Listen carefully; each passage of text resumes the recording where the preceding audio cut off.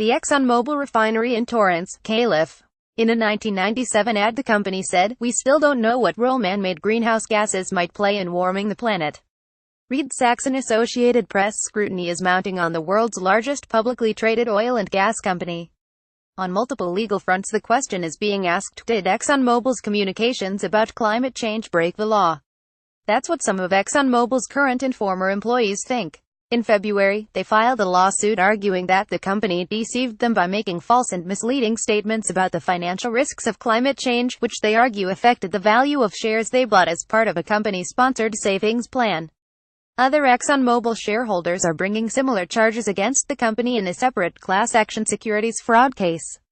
And just last month, 3 California communities sued 37 oil, coal and gas companies, including ExxonMobil, for contributing to sea level rise while engaging in a coordinated, multi-front effort to conceal and deny their own knowledge of those threats.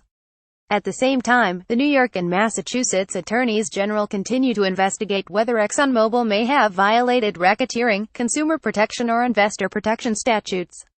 And the Federal Securities and Exchange Commission started a probe of its own last fall, asking the company about its long-standing policy of not writing down the value of its oil reserves, as other companies had done. The question dominating these cases is whether the company misled consumers, shareholders or the public about the environmental or business risks of climate change, or about the risk that oil and gas reserves might become stranded assets that won't be developed, affecting shareholder value.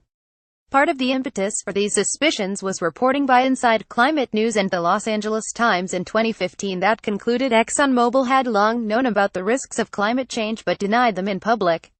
The company responded that the allegations were false and deliberately cherry-picked, and that anyone who looked into the matter would see that.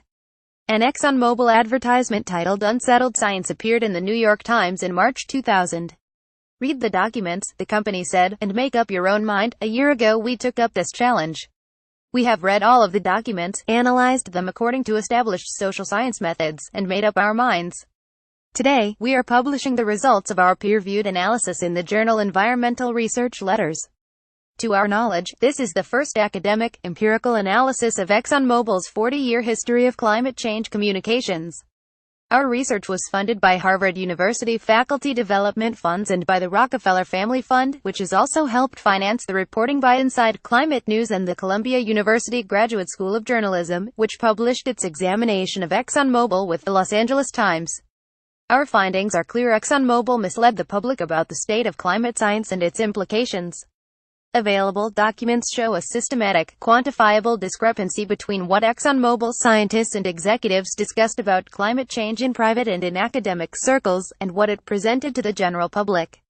We applied an empirical method known as content analysis to all relevant, publicly available internal company files that have led to allegations against ExxonMobil, as well as all peer-reviewed and non-peer-reviewed publications offered by the company in response. We also analyzed 36 of the company's paid advertorials about climate change that appeared as editorial-style advertisements on the op pages of the New York Times between 1989 and 2004. In total, we analyzed 187 documents generated between 1977 and 2014. We coded each document to characterize its positions on climate change as real, human-caused, serious and solvable. Research has shown that these 4 factors are key predictors of public support for climate policies.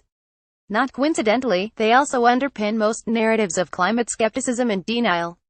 We found that, from as early as the 1970s, ExxonMobil and its predecessors Exxon and Mobil not only knew about emerging climate science but also contributed research to it. Scientific reports and articles written or co-written by ExxonMobil employees acknowledged that global warming was a real and serious threat. They also noted it could be addressed by reducing fossil fuel use, meaning that fossil fuel reserves might one day become stranded assets. For the most part, their research was highly technical, hidden behind the walls of ExxonMobil offices, or reported in academic publications with access only through a paywall. In contrast, the company's advertorials in the New York Times discussing climate change were designed to reach and influence the public, and the potential readership was in the millions. Each advertorial cost roughly $31,000. They overwhelmingly emphasized scientific uncertainties about climate change and promoted a narrative that was largely inconsistent with the views of most climate scientists, including ExxonMobil's own. The Times' policy on accepting such advertising can be found here. In 1997, for instance, in an ad titled "Reset the Alarm," the company argued, "Let's face it, the science of climate change is too uncertain to mandate a plan of action that could plunge economies into turmoil." The company added, "We still don't know what role man-made greenhouse gases might play in warming the planet." Some advertorials conflicted with ExxonMobil research published the very same year. In some cases, they included explicit factual misrepresentation, for instance, directly contradicting the Intergovernmental Panel on Climate Change and presenting data in a very misleading way, according to the independent researcher who produced that data, Lloyd Keigwin, a senior scientist in geology and geophysics at the Woods Hole Oceanographic Institution. In short, ExxonMobil contributed quietly to climate science and loudly to raising doubts about it. We found that, accounting for reasonable doubt given the state of the science at the time of each document, roughly 80% of the company's academic and internal papers acknowledged that climate change is real and human-caused. But 81% of their climate change advertorials in one way or another expressed doubt.